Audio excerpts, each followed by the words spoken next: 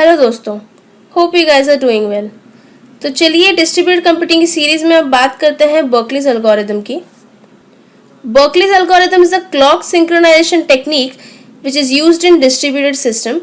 The algorithm assumes that each machine node in the network either doesn't have an accurate time source or doesn't possess an UTC server. तो UTC server is basically a global time communication server जिसके through सारे के सारे जो भी systems होते हैं वो ये make sure करते हैं कि उनका जो time है वो synchronized हो with the UTC server. It consists of all the time zones.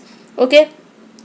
ये अल्गोरिदम यही अज्यूम करके चलता है कि जो भी मशीन के नोड है या फिर क्लाइंट्स है उनके पास either they don't have the accurate time source और they don't possess the UTC server.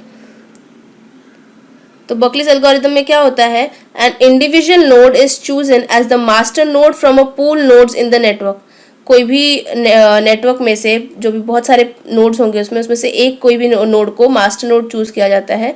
This node is the main node in the network which acts as a master and rest of the nodes act as slaves. तो ये जो node है वो main node होता है जो master की तरह एक्ट करता है और बाकी के सारे जो नोड्स होते हैं वो स्लेव की तरह एक्ट करते हैं। Master node is chosen using an election process और leader election algorithm.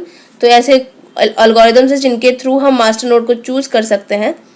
Master node periodically pings slave nodes and fetches clock time at them using Christian's algorithm. तो आपको पता है, आपने क्रिस्टियंस एल्गोरिथम तो पढ़ा ही है। तो क्लॉक टाइम हम कैसे फेच कर सकते हैं using Christians algorithm from each and every slave node. यहाँ पे देखिए डायग्राम ये क्या इलस्ट्रेट कर रहा है कि how the master sends request to slave nodes. कैसे मास्टर जो है वो स्लेव नोड्स को रिक्वेस्ट करता है फॉर टाइम, ताकि वो पता कर सके कि हर एक स्लेव का टाइम कितना चल रहा है, फिलहाल में उनके क्लॉक टाइम क्या है। Now this diagram below illustrates how slave node send back time given by the system clock. तो उनके सिस्टम क्लॉक का जो भी टाइम है वो सेंड करते हैं मास्टर को। देखिए जैसे स्लेव 1 का फिलहाल में उसके सिस्टम क्लॉक का टाइम 3:10 है एंड स्लेव 2 का 2:50 है एंड स्लेव 3 का 3:20 है। ये टाइम चल रहा है उनके सिस्टम क्लॉक में। और मास्टर क्लॉक का कितना टाइम, सिस्टम क्लॉक का टाइम है 3। ओके, सो स्लेव 1 का टाइम इज +10, मतलब ज़्यादा है, 10 मिनट ज़्यादा है मास्टर क्लॉक से। एंड स्लेव 2 का जो सिस्टम क्लॉक का टाइम है वो 10 मिनट कम है मास्टर क्लॉक से। वेर एज स्लेव 3 का जो सिस्टम टाइम है वो 20 मिनट ज़्यादा है मास्टर क्लॉक से। Now master node calculates average time difference between all the clock times received and the clock time given by master system clock itself. This average time difference is added to the current time at master system clock and broadcasted over the network. तो अब क्या होता है, master node average calculate करता है सारे के सारे जो भी टाइम डिफरेंस है सारे के सारे स्लेव्स में, एज वेल एज उसके खुद के सिस्टम क्लॉक का जो टाइम है, मास्टर नोड के भी सिस्टम क्लॉक का टाइम, उन सबको मिला के उसका एवरेज निकालता है।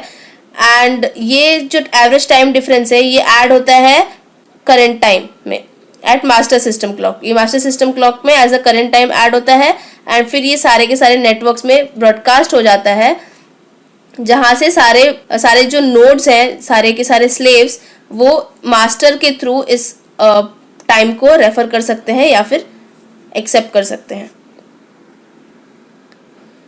This diagram below illustrates the last step of Berkeley's algorithm, जहाँ पे ब्रॉडकास्ट होता है the time over the network. तो यहाँ पे देखिए एवरेज टाइम निकला 3:05।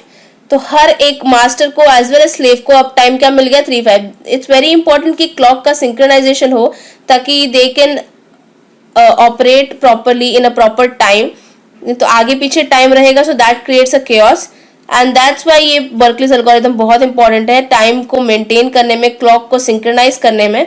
तो यहाँ पे भी एवरेज टाइम क्या निकला है 3:05। तो मास्टर ने ब्रॉडकास्ट कर दिया, देखिए यहाँ पे 3:05 टाइम स्लेव 1 को, स्लेव 2 को एंड स्लेव 3 को। तो इनको ये पता करना पड़ेगा कि इनको अभी कितना टाइम डिफरेंस इनको लाना पड़ेगा अपने बीच में, या फिर क्या क्या चेंजेस करने पड़ेंगे in order to get that average time.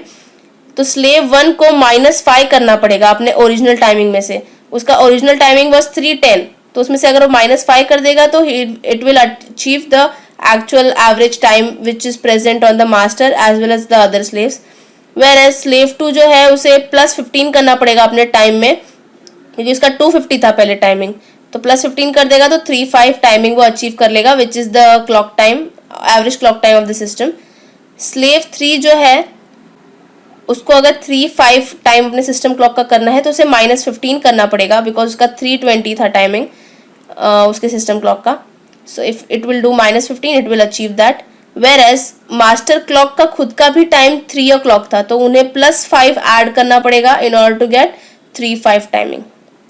So yeah, that's how changes are made into the timings in order to achieve an average time difference or average time, so that each and every slave and master should have the same time and they can synchronize and they can work accordingly. So this was the last step of Berkeley's algorithm. So I hope आपको मेरा ये video समझ में आया होगा। अगर आपको कोई भी क्वेरी है तो आप कमेंट सेक्शन में कमेंट करके पूछ सकते हैं, और अगर आपको मेरा ये वीडियो अच्छा लगा so please like, share and subscribe. Thank you so much.